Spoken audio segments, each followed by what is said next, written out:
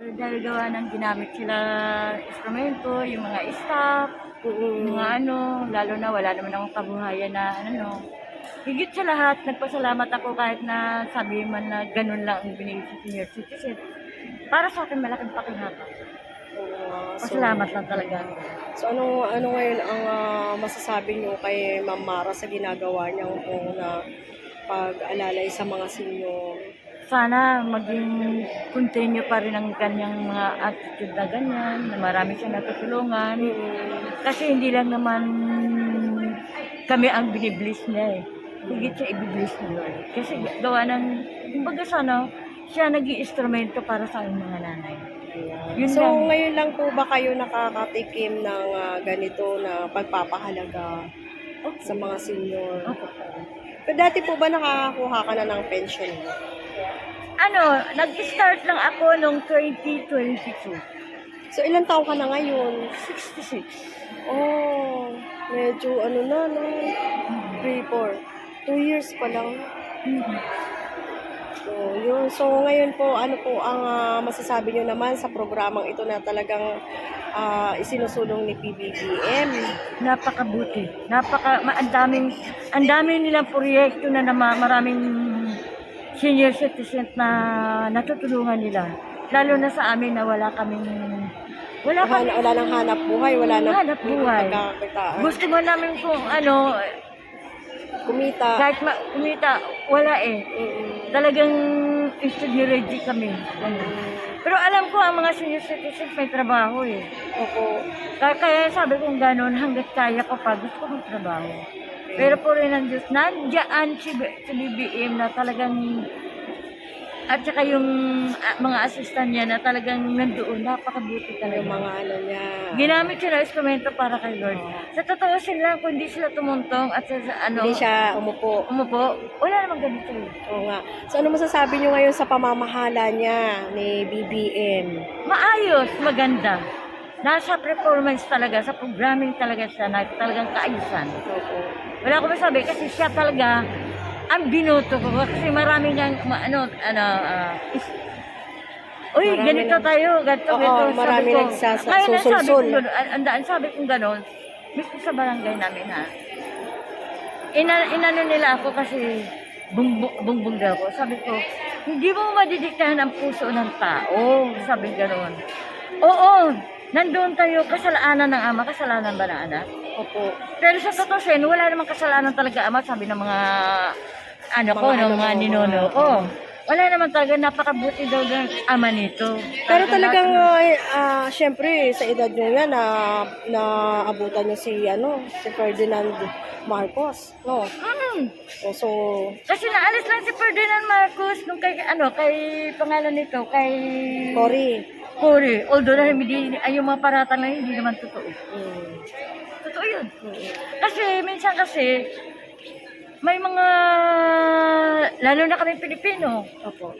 Tayong Pilipino, pag mayroon narinig lang tayo, why na kahit kapag-aral ka, o ilagay mo lagi sa utak mo. Kaya sabi ko, pinag-pray ko, Lord, kung kalooban mo na yun ang ilagay mo sa puso mo, si Ferdinand Marcos, Si Bongbong. Bongbong Marcos, huwag na malis kasi sa totoo lang talaga, ang mga ninuno ko, Ferdinand Marcos talaga sila. Kaya nga sabi ko, purihin ng Diyos talagang magsimula sa ninuno ko na apply. Wala ako masyadong kundi kay Bongbong yan talaga. Kaya ang daming kumukontra sa akin na inaano nila ako dahil gawang bakit daw ganyan.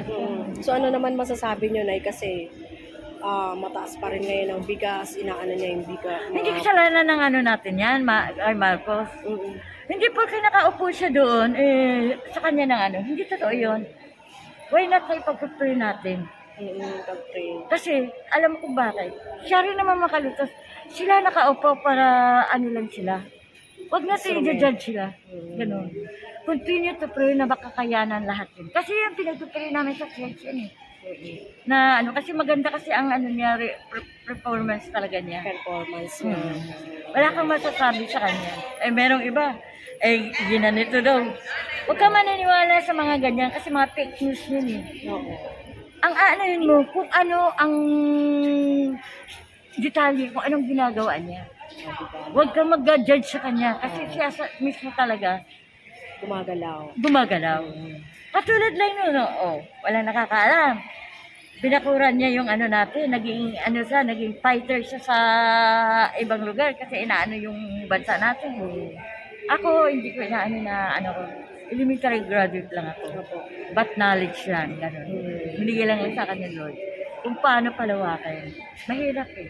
Kasi kailangan natin na, binuto natin siya eh. Ba't natin siya i-judge? Dami Oo. nag-charge.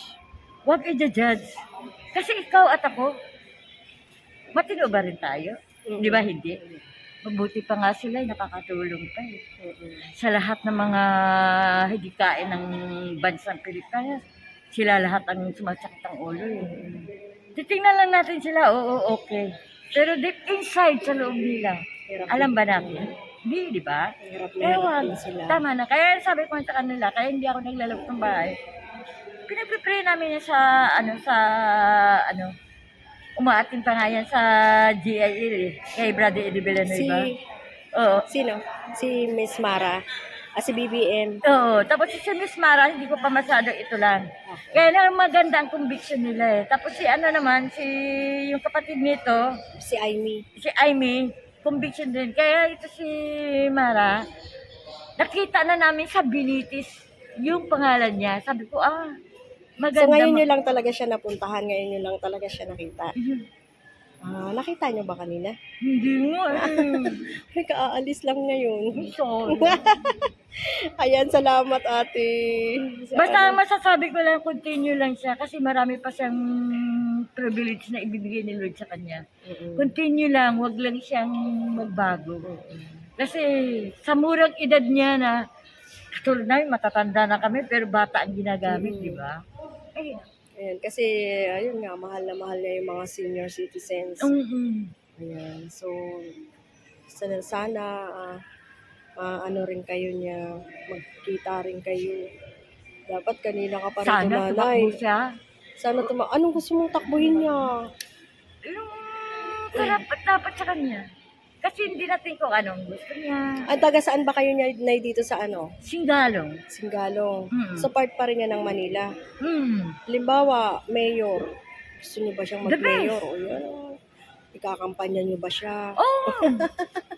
Ayun, malay mo, di ba? Kasi- So yan, manawagan ka kay Mamara. Mamara, si Irma Arabia to. God bless. Maraming salamat sa mga tulong mo sa senior citizen. Nawa, hindi ka magbabago. Patuloy lang. Continue lang talaga. Sana magkita tayo. Ayan. Thank you, dati.